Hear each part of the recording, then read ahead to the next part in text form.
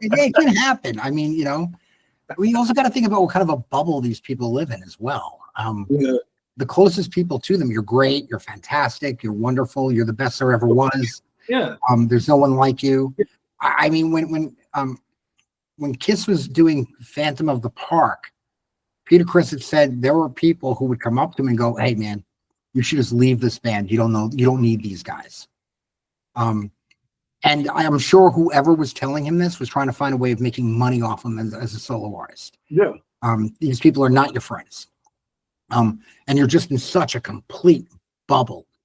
I know Bill Aucoin when I think it was Vinny Poncia when he was going to produce Dynasty. He actually had a conversation with Vinny Poncia, and Bill Aucoin was Kiss's manager. He actually said, "I told him what he can and cannot say to each of them. If you say this, it'll tick off Peter. But if you say it to Paul, it's fine. If you say this to Gene, it's going to piss him off. But Ace will be okay if you say it to him." Like that's how much in a bubble. They weren't just in a bubble as a band. They were in a bubbles as individuals. Oh, wow. And when Ace Frehley left Kiss, and I think Megaforce was the record label that signed them. Yes. Said he didn't realize how many people didn't like Kiss. Because remember, like, especially for me as a Kiss fan back then, Kiss sucks. Like if somebody was seen wearing a Kiss shirt. Ace had no idea. And he said, he even said it. He goes, I didn't realize how many people didn't like us. I mean, they were in that kind of bubble. Wow. And it's not that they weren't really popular, because they were, but I'm sure in their heads they thought everyone liked them. Yeah. You ever hear of a comedian? I find him to be really funny, Bert Kreischer. No. He tells a story about him being in the Russian mob by accident, and they call him the Machine. Okay, I just looked him up. This guy does not like to wear a shirt. No, he does not. He's funny. Okay, I know who he is. I just didn't know his name. Yeah, listen to the Machine routine. It's because it's a true story, but it's very funny. I find him to be a funny guy too. He is a huge Kiss fan like you. Wait, one moment. What is it called? The what machine? The Machine. Oh, it's just called The Machine. Yeah.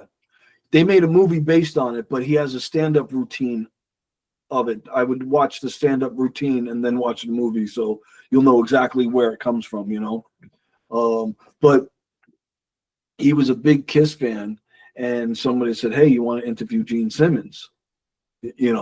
So he was like, "Yeah."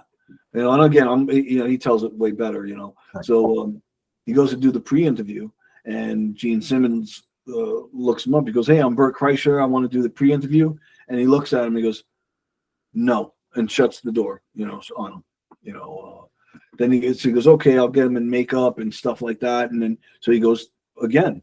And he's like, "Hey, my name's Bert Kreischer. I just want to ask you a few questions. I want to do because I'm going to be interviewing you later."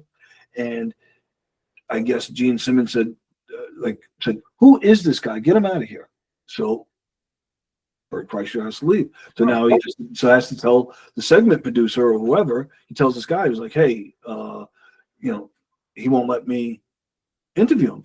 So he goes, "We're going to let the girl interview him," because he had a girl host with him. So the girl interviews him. At the end of the interview, the girl goes, "If it wasn't for Bert, he's such a huge Kiss fan. He knows all about you. He made me interviewing you so easy, right?" So so Bert goes, "Yeah, I'm a huge Kiss fan, and I dress up as you." And the guy goes, and Gene was rude to him again. So the segment producer was like, "Okay, enough. We're done with the interview. We got enough." And Gene was like, "Wait, I didn't sell my keychains. I didn't sell." He goes, "No, we got enough." So the point was how rude Gene Simmons was, but the other point was that this guy really looked out for Bert. It was like, yeah, that was cool. Just because you're a big star doesn't mean you have to treat somebody who's trying to be a star like crap. Gene's got that rep though. Yeah, he really, really does. Well, as I'm telling you the story, you do not look surprised at all. No, I'm not. I'm not. I remember I did artwork with my nephew, and I had him like, what did I do? It was graphic art, and I basically put him on stage with Kiss, and he's like 7 years old. And Gene and Paul were doing a signing. Huh?